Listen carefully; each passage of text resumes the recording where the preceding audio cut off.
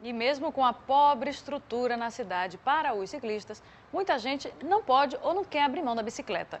O problema é que nem sempre o ciclista tem ideia dos cuidados que deve ter para não ser mais uma vítima do trânsito. Direção defensiva, gente, por exemplo, não é só privilégio dos motoristas, não. A falta de atenção e de consciência engordam as estatísticas de acidentes sobre duas rodas. Por isso, não custa nada reforçar as dicas para que o trânsito não seja ainda mais perigoso, nem para o ciclista, nem para o motorista. Aqui no estúdio, a gerente de educação de trânsito do Detran, Amália Vasconcelos, vai tirar todas as nossas dúvidas. Amália, bom dia, obrigada pela sua participação aqui no nosso programa. Se a gente pode falar, qual seria a maior imprudência dos ciclistas na cidade? É andar costurando, né, no meio da via e andar sempre assim, sem estar em locais seguros, tá?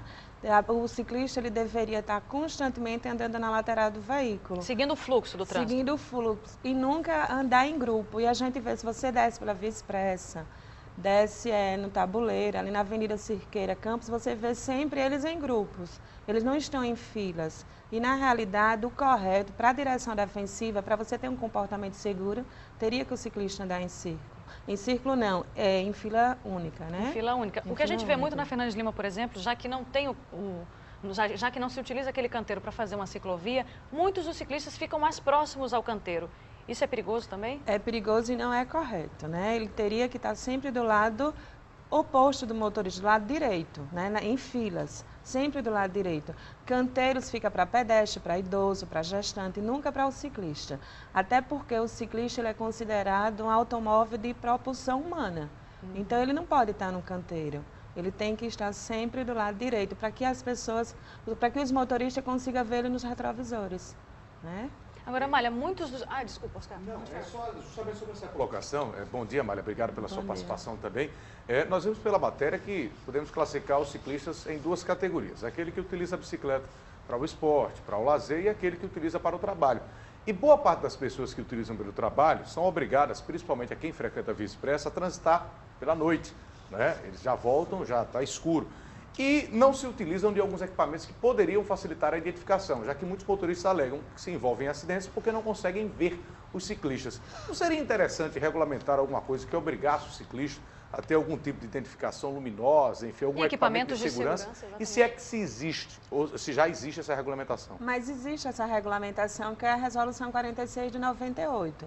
Existe, tem que ter o retrovisor na bicicleta, tem que ter a campainha, tem que ter as luzes reflexivas, tanto na dianteira como na roda traseira. Mas, por exemplo, as blitz para os automóveis poderiam abordar também os ciclistas, já que a gente que transita em Maceió dificilmente vê um ciclista cumprindo, por exemplo, essa regulamentação. No Código de Trânsito existe a multa, tá? Que é uma infração média quando o ciclista não está com um comportamento seguro. Mas eu desconheço se algum ciclista já foi abordado. Tá? Você acredita que é falta de poder público também? Porque precisa ser feita uma fiscalização e a punição, consequentemente, né? Olha, Aline, geralmente quando a gente tem muita reunião em relação à fiscalização e à educação, e eu solicito muito, peço muito, que haja trabalho muito junto, fiscalização e educação, para que realmente as pessoas sejam punidas, aquelas que fazem o errado. Tá? Mas a gente tem um programa no Detran que é Pedalando com Segurança, que é o programa que a gente tem com parceria com a ADEME, que a gente está sempre trabalhando com os bicicleteiros, até assim... Essa palavra civil, é né? da pessoal da construção civil, já não é o ciclista, né? As pessoas que utilizam realmente a bicicleta para casa, trabalho, trabalho, casa. Né? Então, a gente está constantemente informando esse dispositivo de segurança, o comportamento seguro para poder andar na via.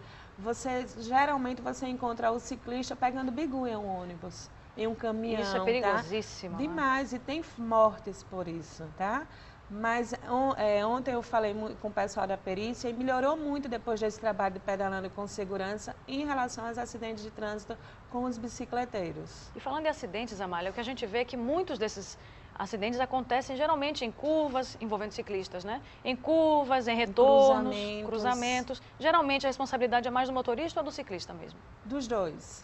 Dos dois porque, assim, na minha opinião, tá? Dos dois, porque todos os dois têm que ter comportamento de segurança. O ciclista, quando for em cruzamento, deve parar para observar se pode passar. E o motorista também parar, tá? Diminuir a velocidade para ver se realmente ele pode passar. Então, a responsabilidade é dos dois. Infelizmente, a educação de trânsito, comportamento de segurança, os usuários todos são responsáveis, não só o ciclista, mas também o motorista. E se os ciclistas promovem tantos problemas assim no trânsito, geralmente você acredita que isso tem que ser atribuído a quê? A falta de conhecimento das leis de trânsito? Não, não é a falta de conhecimento, não. Eu sempre passo para o lado. Não é a falta de conhecimento da legislação de trânsito, é cultura.